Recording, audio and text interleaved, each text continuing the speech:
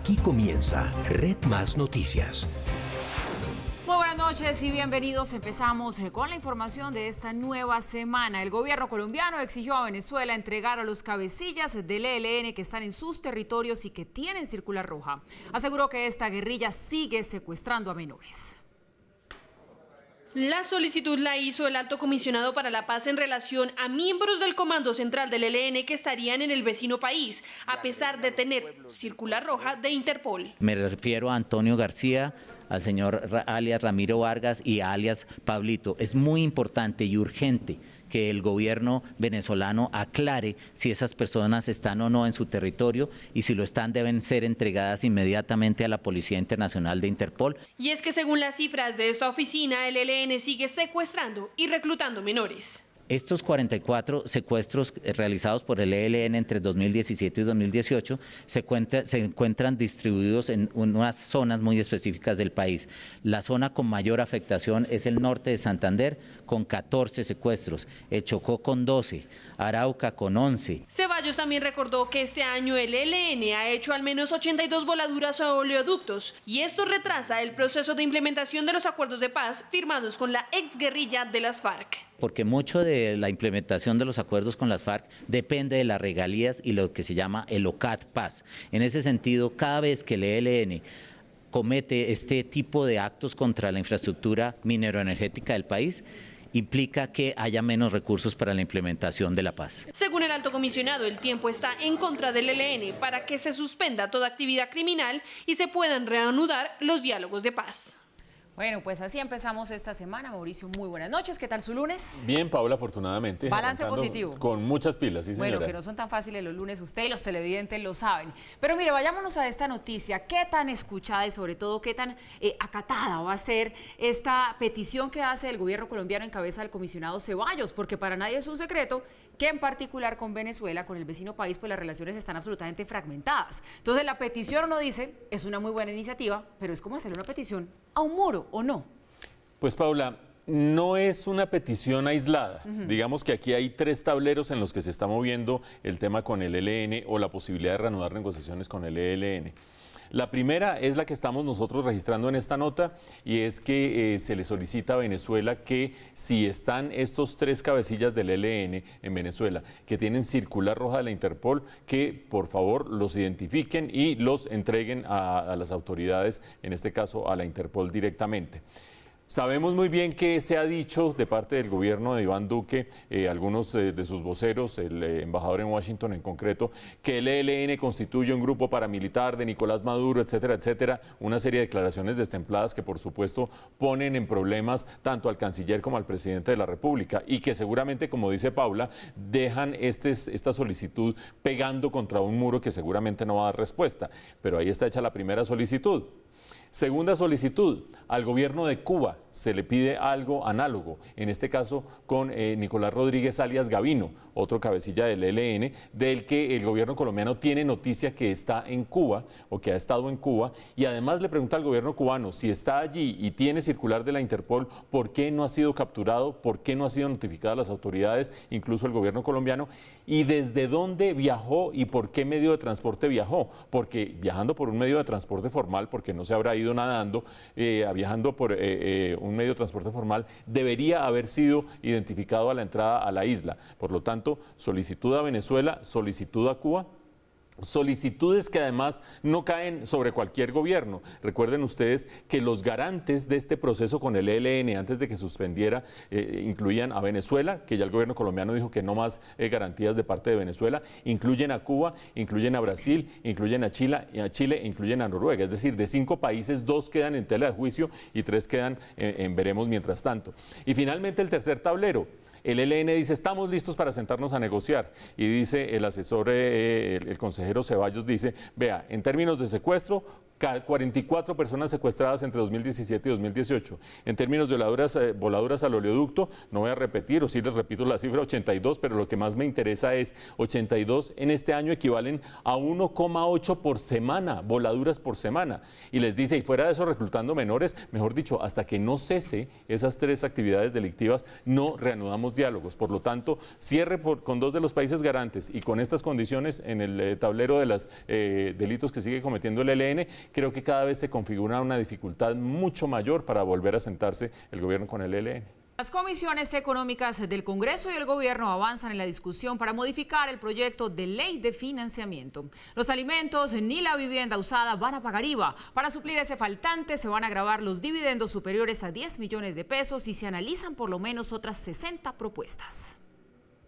Varias propuestas se pusieron sobre la mesa a consideración del gobierno para suplir el IVA que se deja de recaudar si definitivamente varios productos de la canasta familiar no lo pagan. Ahí hay unos puntos que se deben mirar de dónde salen las fuentes de recursos para reemplazar esa. Lo importante es lograr el recaudo y un recaudo permanente que pueda servir para no disminuir la inversión social. El objetivo es ampliar del 53 a alrededor del 60% de bienes de la canasta familiar con IVA. La propuesta es que alimentos como carne, pescado, pollo, papa, yuca, huevos o arroz se mantengan sin pagar el impuesto. Ningún congresista votará el IVA a los alimentos básicos. Que desde hace mucho tiempo lo hemos dicho, que el IVA a la canasta no tiene cabida social en la comunidad, ni en el Congreso, ni en los partidos. El ministro de Hacienda insistió que si 28 productos de la canasta no se gravan, el recaudo se reduce en 8,7 billones de pesos.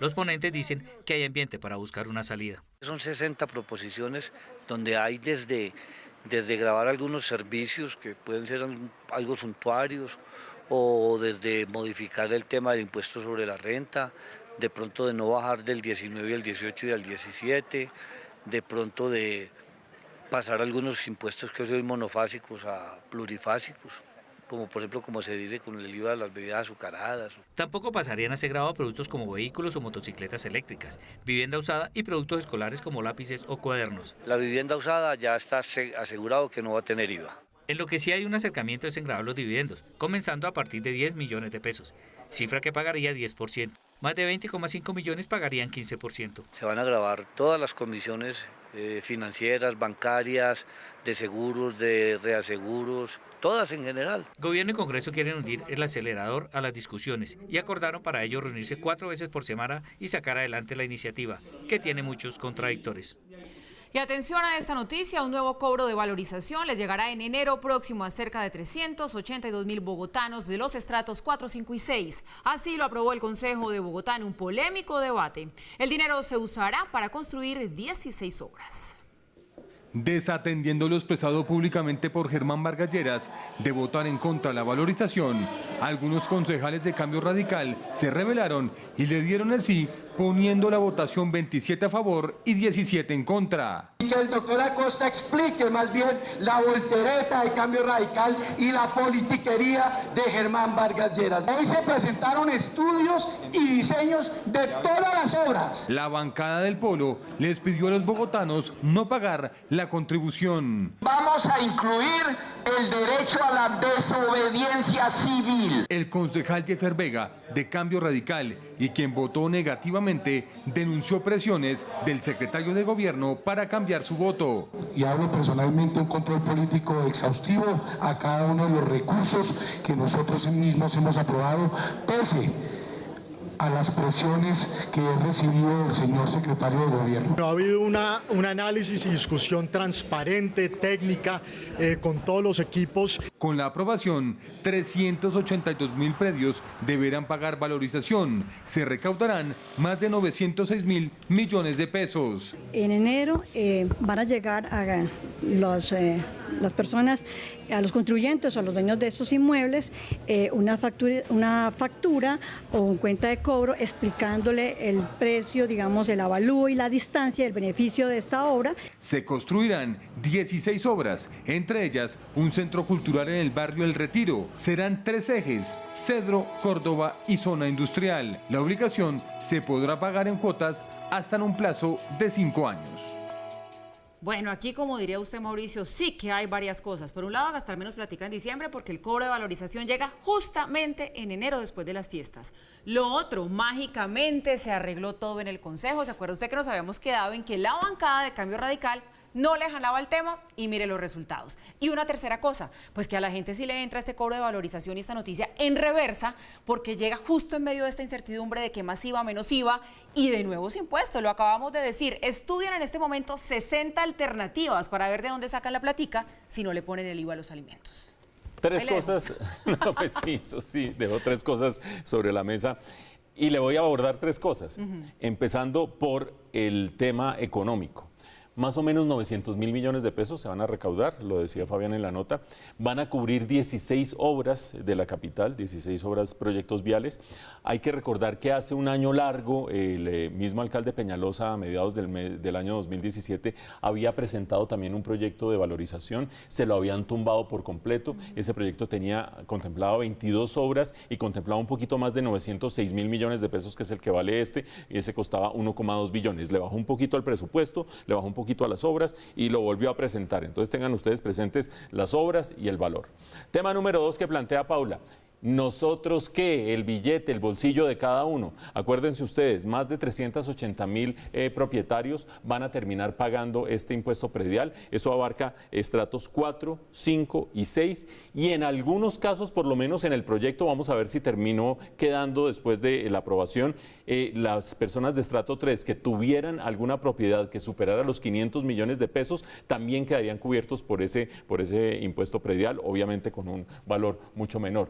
Y esas personas que están en este caso pagando en el mes de enero el impuesto predial tienen dos tipos de facilidades. Ustedes dirán, bueno, si ya me van a clavar, ¿para qué me viene con facilidades? Pues sí, en alguito ayuda porque, como Paula dice, la incertidumbre es total respecto a la reforma tributaria. Primera facilidad, por pronto pago un descuento del 10%. Segunda facilidad, se puede pagar en cuotas hasta 5 años. Pues afortunadamente existe eso. Ahora saquen ustedes los intereses que tiene uno que pagar de aquí a 5 años y también termina mal por ese lado.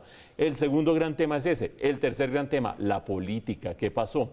Muchos leímos en una columna en el periódico El Tiempo el expresidente Germán Vargas Lleras diciendo, por ahí no es alcalde Peñalosa, y esa columna salió en las últimas 24 horas, por ahí no es alcalde Peñalosa, un impuesto a la valorización es la vía más fácil, la que menos consulta las tensiones políticas y además la menos técnica, porque usted no termina consultando si la gente tiene capacidad de pago. Muchas veces hay viudas, por ejemplo, que se quedaron con una casa que no pueden ni vender porque no se la compra nadie, no tiene labor productiva, vale una plata, pero que esa viuda termine pagando un impuesto predial sobre una casa que no le produce nada, lo pone en problemas. Pasó de escribir esa columna a dejar en libertad esta mañana a los miembros de su partido, Cambio Radical, para que votaran como quisieran. Cambio Radical hasta ayer no iba a votar a favor de la iniciativa y la tenía tumbada. Y terminó Cambio Radical quedando en libertad. 7 de los concejales de Cambio Radical votaron a favor, 2 en contra, y esos 7 a favor inclinaron la balanza para que finalmente el alcalde Peñalosa pudiera tener esta valorización. ¿Qué pasó detrás de eso? Politiquería, política alta, mediana, baja, perspectivas de elecciones el próximo año y a ver cómo se cuadra cada uno. Averiguará el que sabe de las cuestiones y los tejemanejes del Consejo de Bogotá. De pronto Fabián nos trae noticias un día de estos. Mientras tanto, sorprendentísimo lo que pasó con Cambio Radical y sorprendentísimo para que ustedes fotocopien y pongan en la cartelera la columna de Germán Vargas Lleras porque no les sirvió para nada. Y más de 12 horas llevan reunidos estudiantes y gobierno para buscar una salida al paro universitario que cumple 40 días. Los estudiantes celebraron que el gobierno llamara de nuevo al diálogo e insistieron que su objetivo es salvar el semestre y presentaron varias propuestas de financiación de los 500.000 millones que faltan este año, aunque el presidente Iván Duque ya había indicado que no hay de dónde sacar esos recursos. Una de esas propuestas es que aparte del presupuesto del ICETEX se destine mejor a la universidad pública, porque consideran que se le sacaría mejor provecho. Desde horas de la mañana se inició la reunión en las instalaciones de Compensar a puerta cerrada, y en ella, además de los estudiantes y funcionarios del Ministerio de Educación, también estuvo un enviado del Ministerio de Hacienda para conocer las diversas iniciativas. Los estudiantes vieron con buenos ojos la participación de la ministra de Educación, María Victoria Angulo, durante un tiempo importante y que haya escuchado sus iniciativas. Insisten en que todos juntos deben buscar la solución a la crisis financiera de la educación superior. El diálogo busca alternativas para obtener los recursos que se necesitan para superar el déficit de 4,5 billones de pesos que tienen las universidades públicas, que se tomen medidas para mejorar la infraestructura de los centros educativos que tienen daños estructurales y que haya más inversión en centros de investigación. El presidente Duque aseguró que las investigaciones del caso Odebrecht necesitan un fiscal ad hoc después del escándalo que ha rodeado en los últimos días al jefe del ente investigador. Yo creo que se va a requerir. Sobre todo se va a requerir, primero, el fiscal general de la Nación ya se había declarado impedido y había delegado en la vicefiscal. La vicefiscal también está pidiendo ad hoc. Así, el presidente en entrevista con una emisora nacional apuntó a la necesidad de esta figura para dar transparencia a las investigaciones por casos de corrupción de Odebrecht en el país. Como presidente de la República, estoy listo a obrar cuando me lo solicite la Corte Suprema para presentar una terna y que se pueda proceder con una persona en las más altas condiciones y que el país tenga plena certeza que lo que queremos todos es que aquí se llegue hasta el fondo de la verdad. Sin embargo, se abstuvo de calificar el comportamiento del actual fiscal, quien aparentemente sabía de tiempo atrás sobre los actos de corrupción. Cualquier opinión que yo emita puede ser un prejuzgamiento. Yo prefiero no entrar a ese tipo de conjetura. Aseguró que no está de acuerdo con que se lleguen a acuerdos económicos con Odebrecht, ni que las empresas vinculadas a corrupción vuelvan a contratar con el Estado. Una empresa que está reseñada dentro de los correos del controller de la Ruta del Sol, Jorge Enrique Pizano, recibió como parte de un consorcio un millonario y polémico contrato del SENA. Se trata de RGQ Logistics, señalada además de haber entregado dinero de Odebrecht a la campaña de Juan Manuel Santos. Según la información que Pizano le entregó al hoy fiscal Néstor Humberto Martínez, la firma RGQ Logistics recibió cerca de 2.700 millones de pesos por un contrato que no tenía visto bueno. Pero esa no fue la única cercanía de esa empresa con Odebrecht. De hecho, hay señalamientos de que habría tenido que ver con los dineros de la constructora brasilera en la campaña Santos Presidente. Hacía un mes y medio de mis indagaciones se dio la carta que radicaron los expresidentes Uribe y Pastrana pidiendo que se investigara a RGQ Logistics. Y yo me pregunté en ese instante, ¿no puede ser que sea la misma? Pues bien, RGQ Logistics también recibió un jugoso contrato de la administración Santos a través del SENA, haciendo parte de un consorcio llamado UTAPE para el proyecto de las aulas móviles. La exdirectora de la entidad que destapó el escándalo de los polémicos manejos de Alfonso Prada asegura que nunca entendió qué hacían las aulas móviles en la Ruta del Sol.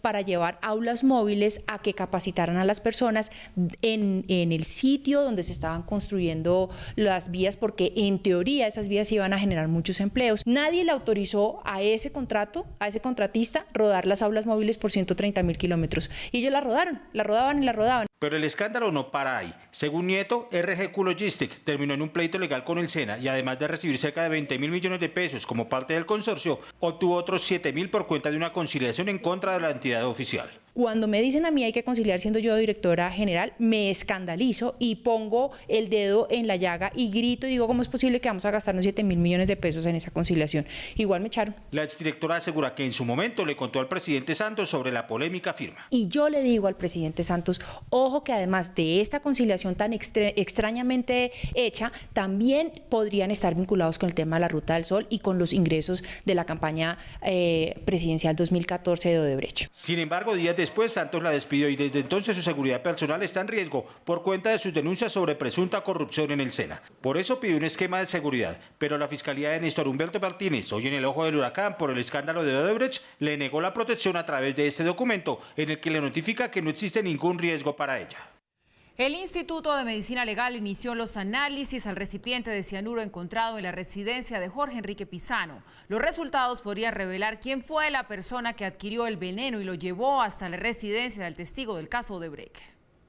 Así lo reveló el director de Medicina Legal tras confirmarse el hallazgo del recipiente en un cajón de uno de los baños del lugar de residencia de Jorge Enrique Pizano. Y en este momento se encuentran en análisis en nuestros laboratorios de biología y genética. El recipiente es sometido a diferentes análisis de tipo forense con el fin de obtener perfiles genéticos. El tema de huellas dactilares se va a considerar, pero nos vamos a concentrar en los análisis genéticos. Los análisis son análisis biológicos para detectar si hay perfiles genéticos, si hay material genético que lo podamos perfilar y podamos identificar la persona que estuvo en contacto con los elementos. Red Más Noticias conoció que en poder de las autoridades ya se encuentra el video de las cámaras de seguridad de la empresa que vendió por un precio de 25.000 pesos el cianuro encontrado en la residencia del ingeniero. También que en los últimos meses han sido vendidos en ese mismo local por lo menos 12 productos de cianuro, de los cuales solo en 6 se registró la información de los compradores. Este espacio es patrocinado por Medimás EPS. Al amparar los derechos fundamentales de la comunidad indígena Agua, la Corte Constitucional ordenó realizar una consulta previa para cualquier tipo de explotación minera o petrolera en zona de influencia de los asentamientos indígenas. Por decisión unánime de la Sala Plena de la Corte Constitucional, se ordenó amparar los derechos de los indígenas Agua sobre los intereses de la petrolera Colombia Energy. Con el propósito de que de manera fundada tomen las decisiones que convengan al proyecto, atendiendo los intereses de los derechos fundamentales protegidos y también de las personas que están al otro lado de estos intereses. En ese sentido, se ordenó antes de 6 meses adelantar la consulta previa. Este tiempo es importante para aquello de la fijación, no solamente del resultado de la consulta, sino también de las prestaciones que se van a llevar a cabo con fundamento en la misma. En la misma decisión, la Corte ordena al Gobierno Nacional adoptar las medidas necesarias que permitan ajustar los certificados de presidencia sobre la autonomía de las comunidades indígenas y afrodescendientes. En peligro de colisionar estuvieron 2 aviones que llegaban simultáneamente al aeropuerto Alfonso Bonilla Aragón de Cali. Todo indica que hubo mala información por parte de la operadora de la torre de control. El caso se dio en las últimas horas, mientras un avión de la empresa Lufthansa intentaba aterrizar en el aeropuerto Alfonso Bonilla Aragón, que sirve a Cali, luego de ser desviado de Bogotá. En la grabación, el piloto de la empresa alemana señala que no puede mantenerse en vuelo en esos momentos, a lo que la controladora responde al parecer sin entender el mensaje. Mantenga 240, mantenga rumbo sur y pendiente para proceder al POR de Cali. Las instrucciones de Lufthansa fueron proceder a espera en mando. En esos momentos, un avión de Avianca se aproximaba también al terminal aéreo. El piloto le reclama a la controladora por no entender el mensaje y le pide que busque ayuda de otra persona. Señorita, pero entienda, él no le está entendiendo lo que usted le está diciendo y estuvimos muy cerca. Por favor, sea más clara en lo que está diciendo porque estamos muy mal con eso que está haciendo. Entonces, si no le está entendiendo el señor, ponga a otra persona que le ayude. Este hecho motivó a que la gobernadora del Valle del Cauca pidiera más idoneidad a la hora de contratar personal en este aeropuerto. Pues ahí sí es la Aerocivil la que tiene que estar muy pendiente, porque es la vida de mucha gente la que está en juego. O sea, tienen que poner personas expertas para que de esa manera no haya ese tipo de problemas. La ministra de Transporte señaló que el hecho está en investigación. La Aerocivil ha salido a anunciar que está investigando lo que sucedió y que entienden que, digamos, los controladores cumplen con los requerimientos de seguridad importantes. La aeronave A340 de la empresa alemana había sido desviado hacia Cali debido al cierre del Aeropuerto Internacional El Dorado de Bogotá por condiciones climáticas. Oiga, Mauricio, qué horror y qué susto. Por fortuna este incidente quedó para la anécdota, pero habría podido ser gravísimo. Lo que uno se pregunta es si la controladora era nueva en el cargo, porque parecería que sí, pero eso no lo sabemos. Y lo otro, pues no se supone que hay como códigos para que uno se entienda si usted habla japonés y yo hablo otro idioma. ¿No es así? Pero Paula, sobre todo, pues hay que partir de la base que Colombia es un país que no tiene mucho bilingüismo, es una de las deficiencias serias que tenemos en capital humano para una serie de actividades. Habrá gente que dice, ve, este es no ahí diciéndome que si hablamos inglés o no hablamos inglés. Para ciertas actividades se requiere que haya una comprensión absoluta. Por más que haya unos códigos y unas letras y unos números y demás, la sintaxis de una frase y la comprensión de una frase entre un piloto de Lufthansa y una operadora del aeropuerto Bonilla Aragón de Cali tiene que estar mediado por el idioma, y el idioma tiene que ser claro. Aquí cualquiera podría hacer un chiste malo. Usted oye a veces unas azafatas en los vuelos nacionales cuando hablan en inglés y en español que no se les entiende absolutamente nada en español y mucho menos en inglés, y uno dice, es que no las entrenan adecuadamente. Vaya y venga en ese caso. Pero cuando se trata de un controlador aéreo, cuando se trata de una controladora aérea, sí que se necesitan una serie de requisitos fundamentales. No es la gobernadora Dilian Francisca la que tiene que decir, vea, tienen que hacer tal y tal cosa. La ministra sí tiene mucha más injerencia en eso, y la ministra alude a la instancia que es relevante, que es la Aerocivil. La Aerocivil le ha restado importancia a esto. Dice, nuestros funcionarios, entendemos, cumplen los controladores aéreos con los requisitos, y como que soslayó un poco este hecho. Cuando ya un piloto de, como ustedes lo oyeron en la grabación, de Avianca en este caso, le dice, señorita controladora, por favor, oiga lo que le están diciendo, porque usted no le estaba entendiendo lo que él estaba diciendo y él no le estaba entendiendo lo que usted le estaba diciendo, las cosas son verdaderamente graves. Me parece que la Aerocivil en este caso tiene que superar un poco su actitud olímpica. No se trata aquí de linchar a nadie, ni de sacar a nadie del puesto, ni demás, de pronto reorganizar sus estructuras de personal, pero es fundamental que un controlador aéreo sirva para controlar los aviones, y si no puede, a través de una limitación de idioma, controlar los aviones, pues tiene que operar en otra posición en Aerocivil. Y mucha atención que Migración Colombia expulsará del país a 15 venezolanos que protagonizaron disturbios en el campamento que el distrito dispuso para ellos en el occidente de Bogotá. Los inquilinos rompieron carpas, cámaras y robaron comida. Peleas entre los propios ciudadanos venezolanos por la calidad de la comida y por los turnos en los fogones desataron los disturbios.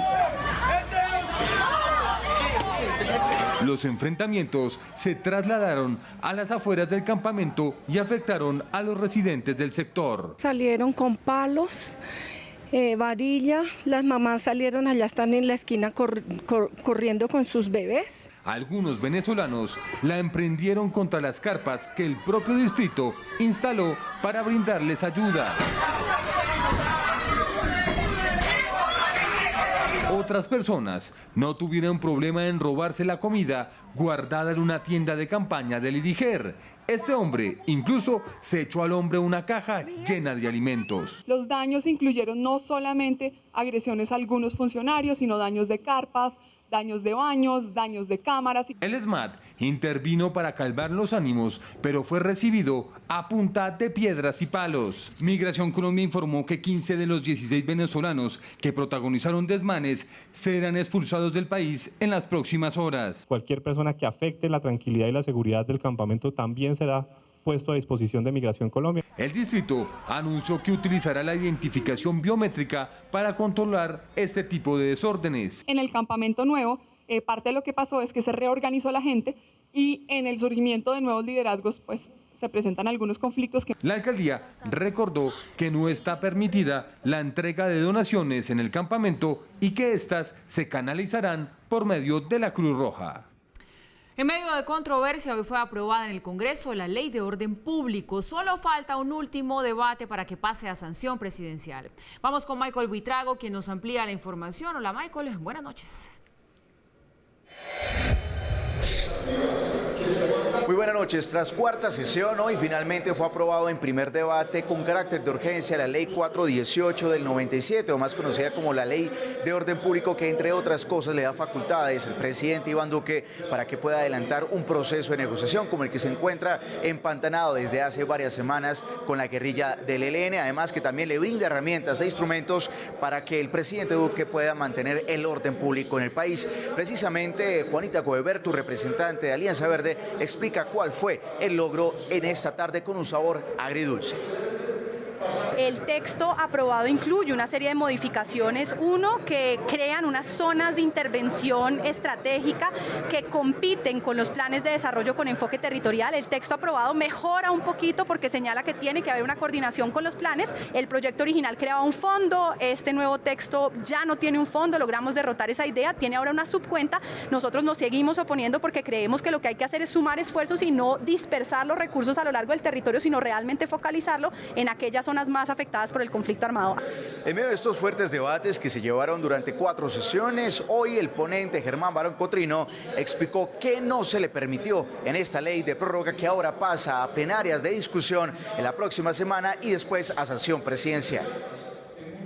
Nos opusimos a que haya unas desmovilizaciones individuales y ellos al calificarlo tienen que darle una connotación política. Si no existe, es justicia ordinaria.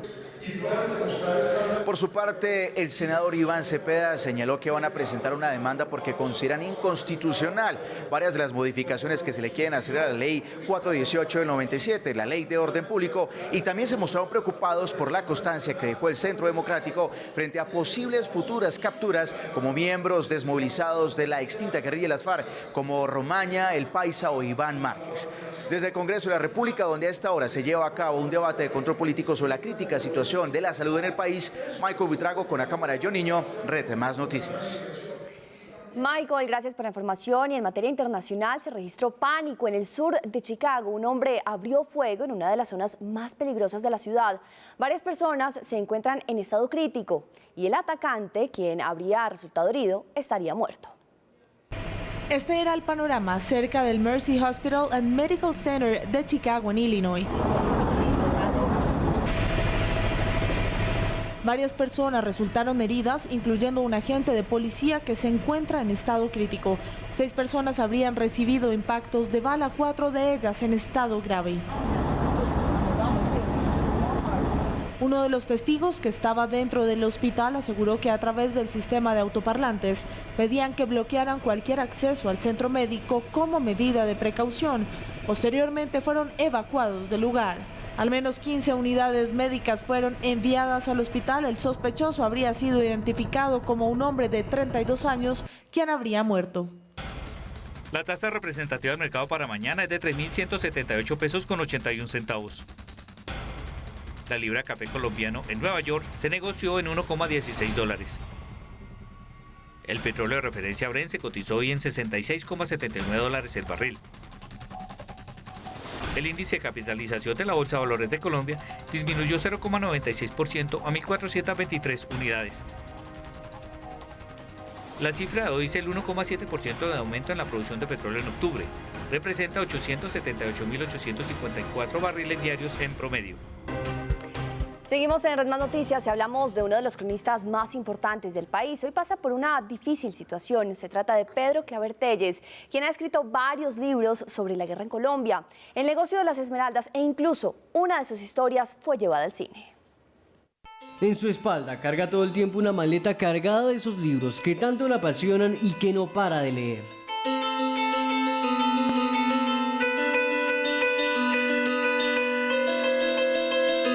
Tengo una afición casi infantil por los libros. Sus días los pasa entre el hotel en el que vive y la biblioteca Luis Ángel Arango, en donde continúa escribiendo pese a la dura situación económica que a los 77 años le tocó vivir. Y que hoy tienen a Pedro Claver Telles, uno de los grandes cronistas colombianos, viviendo de la ayuda de sus amigos cercanos.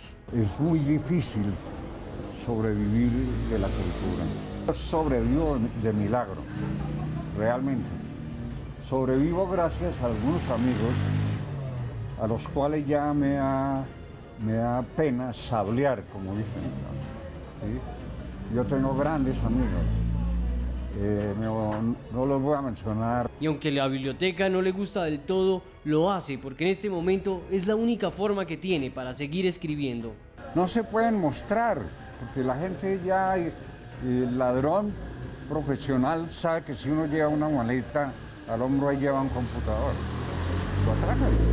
Y es que aunque Claver sigue recibiendo reconocimiento de su trabajo, dice que le deben dinero de algunas conferencias y que los libros impresos que tenía y que le servían para obtener recursos para vivir se acabaron y que ya no se venden igual. Yo, por ejemplo, he escrito sobre bandoleros célebres como Efraín González, Sangre Negra, Chispas, que eso pertenece a la memoria de una gente que ya está vieja.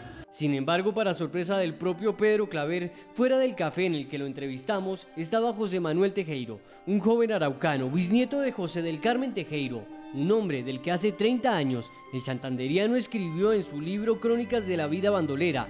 Manuel dijo que llevaba años buscando al cronista para que le hablara del pasado de su familia.